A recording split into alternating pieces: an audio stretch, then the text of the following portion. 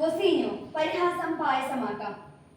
പ്രിയ ഡീസിൽ കൂട്ടുകാരെ, അർജന്റീനയും കേപ്പ് വെർദയും തമ്മിലുള്ള ആവേശ പോരാട്ടം അന്ത്യത്തോടടുക്കുകയാണ്. അമേരിക്കയിലെ മിയാമി സ്റ്റേഡിയം 2026 ഫിഫ വേൾഡ് കപ്പിലെ ഏറ്റവും വികാരഭരിതമായ രംഗങ്ങൾക്ക് സാക്ഷ്യം വഹിക്കുകയാണ്.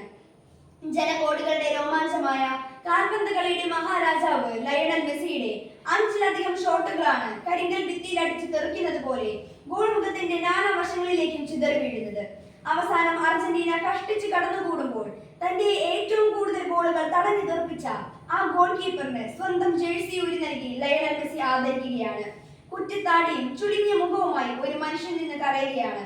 5 ലക്ഷത്തിലധികം മാത്രം ജനങ്ങളുള്ള ഒരു കൊച്ചു രാജ്യത്തിന്റെ വിലാസം ആകാശത്തോളം ഉയർത്തിയ കളിക്കളത്തിലെ ആ കാരണവരുടെ പേര് ജോസ്ബർ ജോസെ എവോറോ ഡൈസ് എന്നാണ്.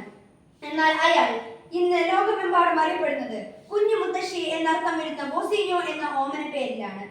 1986 ജൂൺ 3-ന് കേപ്പ് വെർദെ രാജ്യത്തിലെ സാവോ വിൻസൺ ദ്വീപിൽ അതിദരിദ്രനായി ജനിച്ച വൊസീഞ്ഞോയാണിത്.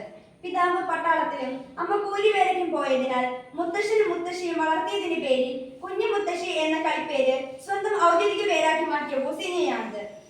ഫുട്ബോൾ കളിയോടുള്ള അടങ്ങാത്ത അഭിനിവേശം മൂലം കളിക്കളം കിടപ്പാടമാക്കിയെങ്കിലും ഉയരക്കുറവ് മൂലം പരിശീലകർ പരിഹസിച്ചിറക്കി വിട്ട വൊസീഞ്ഞോയാണിത്. കാൽപന്ത് കളിയുടെ വൈഭവം പാദങ്ങളിൽ തുടുത്തുടുത്തപ്പോഴും ഉപജീവനത്തിനായി ബസ് ഡ്രൈവറായും ഇലക്ട്രീഷ്യനായും കൂലിപ്പണിയെടുത്ത വൊസീഞ്ഞോയാണിത്.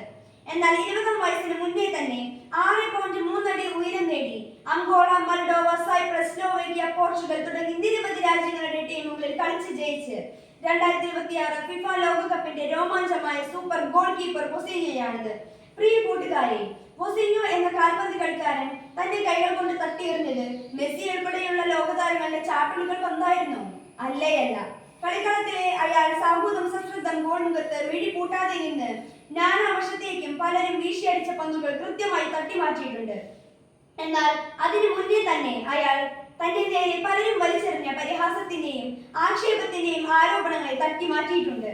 കൗമാരത്തിലെ കളിക്കളത്തിലെ കുള്ളൻ വിളികളെ അയാൾ തട്ടിത്തെറിപ്പിച്ചു.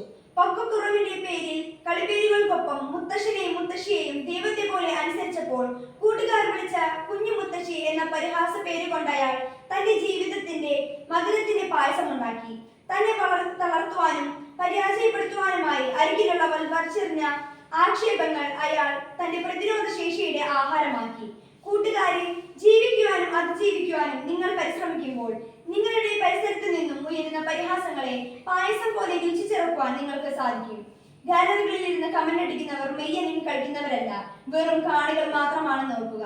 നിങ്ങളുടെ വിജയത്തിനായി കളിക്കുവാൻ നിങ്ങൾ മാത്രമേ ഉള്ളൂ എന്നറിയുക. വിജയാശംസകളോടെ കൊച്ചേട്ടൻ.